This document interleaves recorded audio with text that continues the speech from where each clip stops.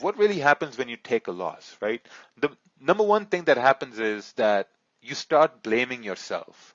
You start blaming, man, like, I took a loss yesterday as well. This isn't working. Like, I want it to work, but it's super, super hard. I mean, maybe there's something wrong with me. I mean, at the same time, you're angry at the market. And when you're angry at the market, that results in revenge trading. Because I remember when I first started and I was winning trades the first month and a half, and then I started learning newer things. So I deviated from my original plan and started learning new things. And when I would take a loss, I would get really angry at the market. I would say, man, this is unacceptable. Right? And when you go into mode of unacceptable, it's like you become a kamikaze in the market.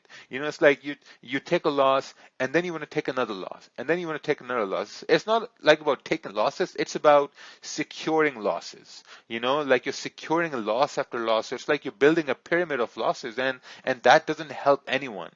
So whenever you're taking loss, you just need to just relax and just be cool. But at the same time, when you take a bad trade, you also feel like, like maybe I'm stupid. Maybe I'm dumb. It's not working. The only reason these things don't work is because after you take a loss, you don't step back and take a look at things logically. Like, okay, what did go wrong? What did I miss? These are really important. And the number one thing that I noticed people would do was they would blame the community or the crowd. They would say, now this happens to a lot of people in this webinar here too. Like when you take a trade, or let's say when you're in a trade, right? Let's say you're in a sell and you come to a webinar or you come to a group chat and you start looking at messages. And if you're in a sell and when someone says it's a buy, or when you have a group of people saying it's a buy, or maybe like, someone like me who says it's a buy, and you close your sell and you take a buy, and then you lose the trade. Now what happens is, now once you've lost the trade, you start blaming everyone around you. And that blame comes from the fact that, okay, man, I had the correct bias, but I followed these guys. These guys were saying this is going to be a buy, and I was in a sell, and I closed my sell and took a buy, and I took a loss. So that's not being confident enough in your own analysis. Because the thing is, no matter how good Ted is, or I am, or some other person is, I mean, we will have our bad days too. There has been times where I have been wrong and someone really, really new has been right. And I've acknowledged that. So you can't blame community. You have to see that, okay, how confident was I in my analysis, or did it really make sense? And I can guarantee you 100% of the time, whenever you take a trade, you are very confident in your analysis, and you have to let it play out. Because if you take an independent trade, and if you close that trade and take a different trade based on someone else's opinion or based on what a group is doing as a whole, and you lose that trade, then number one thing is you didn't know why you entered the trade. Number two thing is, I mean, you didn't understand market structure, or you didn't understand what was really going on. Okay, so someone is being a retard over here. So I'm just going to disable the participant. Okay, perfect. Next thing is, when you take a loss, is you feel emotions like depression, anxiety. This mainly comes from after you've taken a string of losses. I remember a time, it was a very, very dark time, that I couldn't win a trade. If I would win a trade, now maybe some of you are going through this time, like when you'd win a trade, it would be on a very, very small lot. Like you open the charts, you come through the charts, you've taken losses the previous day, and now you're like, okay, you know what, I'm going to take a 1 cent. I'm going to take a 1 cent lot, and I'm going to take a 1 cent trade, and you take a 1 cent trade and you win the trade. You're like, oh, perfect, I won this trade, and now you're like, okay, perfect, I won this trade. Now I'm going to go in and now I'm going to open my regular lot and I'm going to take that trade. And when you take a regular lot trade, you lose the trade, and now not only you've won a trade previously, but on a very, very small lot, which equated to a small monetary gain. But now you've taken a second trade with a regular lot size, and now your loss is way bigger than that small win you had. And that's where anxiety comes in, because now essentially you've taken two trades. One was a winning trade, and one was a losing trade. The winning trade was a small lot because you were afraid, you weren't confident, you wanted to take a test position, but the second one was your normal trade. So you really have to understand that whenever you're coming through charts, you have to keep your percentages the same.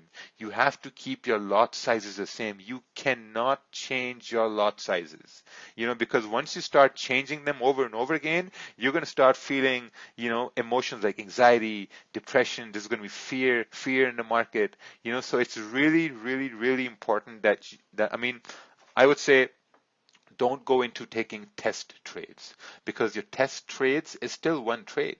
A trade is a trade, whether it's on a 1 cent lot or in a 100 lot. Like someone, if you can take a 1 cent lot trade and someone on the other end is taking a 1 lot trade, it's the same move, it's the same candle, and it's the same pips. The outcome is different, right? The only difference is that you took it on a very, very small lot because you were fearful or you wanted to test the market. And then the second trade you took with a normal lot and you lost the trade.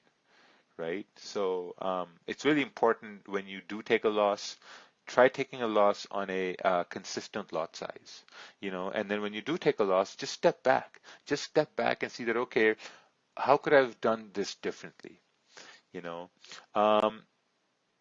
Again, the other thing is like you don't understand market structure. There's not enough education. And like the thing is like, when you don't understand market structure, this means that you took a trade based on someone else's idea. Like if you're a new trader and you just execute based on someone else or based on an analysis that someone else sent, which you don't really understand, but it looked good to them and it looked good to you now, just because like, maybe they're somewhat better or they have more experience, that's the wrong mentality to have, because that means you don't have enough education to understand why the trade was taken, or maybe you haven't spent enough time watching a certain thing to take that trade. Like sometimes what happens is like now there are candles, right? So if you're looking at let's say that if you're looking at a candle that closed bearish with no wick at the bottom, now if someone who's experienced, they would say, well, even though if the trend is down and the candle has no wick at the bottom, this may mean that there's no range for the next candle to go down, so it might go up. Or someone who's new, they might say, well, the candle is still bearish and, I'm going to take a sell and candle will go down. And what if the next candle, it wicks down and starts to go up? So that's the kind of experience you get in the market. Because if you take a sell over here multiple times, right? Let's say if this happens multiple times, you take a sell, or if a candle closes bullish with no wick at the top, you take buys multiple times, and you see that, okay, well, I've done this multiple times, and price has really moved. Let's say price has moved the opposite way, almost, like maybe 60% of the time. So maybe now, based on my experience, this is not a good position to take. Now you're gaining experience. Now you're gaining some sort of confidence. Now you understand that, okay, you know what? I've seen this happen a lot of times and my stops have been hit. So maybe when candles close with no wicks at the bottom or the top, maybe I want to, ignore that. Maybe I want to see how the next candle performs. So the more you look at the charts, the more you make notes, mental notes, the better you're going to get. And the best thing to do after you take a loss is to just like sit back and watch what was there that's something you missed, right? So what we're going to do is we will talk about things to do when you take a loss, right? What are some of the most important things you